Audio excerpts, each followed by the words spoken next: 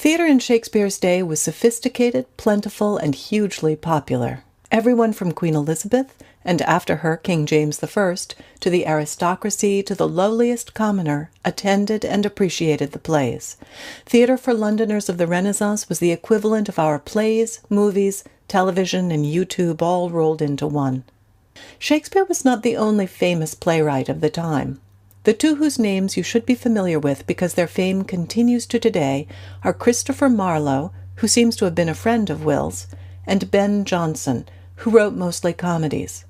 Neither of these fellows was above getting into a brawl now and then. In fact, Jonson killed an actor in a duel, and Marlowe was killed in a bar fight, finding himself on the pointy end of a knife in the eye. As far as we know, Shakespeare confined his fights to the law courts. The playhouses that most people attended were the public theaters. There were several, and competition for audiences was stiff. The more famous public theaters were the straightforwardly named The Theatre, as well as the Curtain, the Rose, the Swan, the Fortune, and for our purposes the most important, the Globe. The Globe was Shakespeare's theatre, and like many other public theatres, it was located on the south bank of the River Thames. Although there were slight differences in the construction of Elizabethan public playhouses, they shared a great many similarities. To begin with, they were built with a circular footprint, like a giant letter O.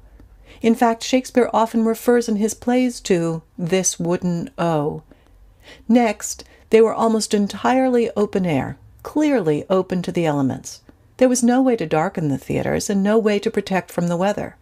Plays were produced during the daytime, between the months of May and October, rain or shine. Companies flew a flag above the theater to indicate that there was a performance on that day. The audience sat around the outside edge of the ring in 3 levels. The higher up one sat, the more expensive the seat. Partly this is because the closer one was to the roof, the better the cover on rainy days. But the far more compelling reason to sit higher up was that the elevation gave you a little distance from the 500 or so folks who, for the price of a single penny, could stand in the yard, or the area in front of the stage, and watch the play.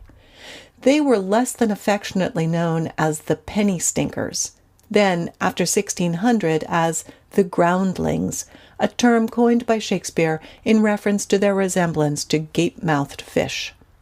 The atmosphere in the pit was more like a modern baseball game than what we consider to be polite audience behavior today. Orange girls made their way through the crowd selling snacks, oranges, hazelnuts, wine, beer, sometimes themselves. Audience members talked freely to each other and to the actors. Legend has it they sometimes threw things at characters they didn't like. The stage itself was raised and partially covered by a kind of canopy known as the heavens. The canopy was supported by wooden pillars painted to look like marble, topped with actual gold leaf. The underside of the heavens was also brightly painted with the sun, the moon, and the signs of the zodiac. Gold leaf decorated the edges of the ceiling coffers. Traps were cut into the floor of the stage to allow for sudden appearances or disappearances, for example, ghosts or fairies. The stage extended into the pit so that the audience could surround it on 3 sides. The back wall of the theater was also brightly painted. The 2 smaller doors on the left and right allowed for entrances and exits, while the center doors could open wide to reveal a surprise. Above the doors was a balcony, perfect for the balcony scene in Romeo and Juliet. Musicians were also positioned here to provide music throughout a play. It became popular among young noblemen to sit here, so they could not only see the play, but be seen themselves. Scenery was limited to small pieces. For example, a banner might tell us that we're in France instead of England. An ornate chair turns the stage into a throne room. A strategically placed tree indicates a forest. The structure at the back of the stage is called the tiring house. It was used to store set pieces and costumes, and for the actors to dress or attire themselves. A quick note about costumes. It wasn't a custom at this time for actors to dress in anything other than contemporary English clothing. Romeo and Juliet, for example, would dress like 16th century English upper-class teenagers. Julius Caesar, Brutus, and Cassius wouldn't have worn togas, they'd have worn standard doublet and hose. Cleopatra, or an Elizabethan dress. Which brings us to the important topic of women in Elizabethan theatre. There weren't any. Women were not permitted to take part in the theatre, not as playwrights, shareholders, or actresses. It wasn't considered seemly.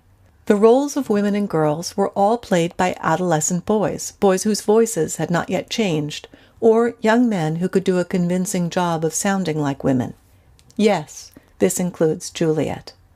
Theatre companies were comprised of the same group of actors year in and year out.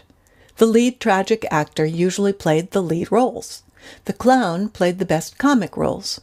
A small group of shareholders, of which Shakespeare was one for the Globe, managed the company, took financial responsibility, and earned the biggest portion of the profits. All companies were required by law to be licensed by a member of the aristocracy. The patron of Shakespeare's company was initially the Lord Chamberlain, and so the company was called the Lord Chamberlain's Men. When King James succeeded to the throne, he took over the company's patronage, and so it became known as the King's Men. Richard Burbage was one of the most famous actors of the time. Many scholars believe he was the first Romeo. We know that he went on to play Hamlet, Othello, and King Lear. Will Kemp was the most famous clown or comic actor of Shakespeare's era. He's named specifically in the role of Peter in R&J, a small part, but clearly one that provided for considerable comic relief. Directors, as we think of them, didn't exist in Elizabethan theatre. Instead, actors would be given sides, or a written copy of their lines and cue lines. They would memorize their lines, then hold 3 or 4 rehearsals at most.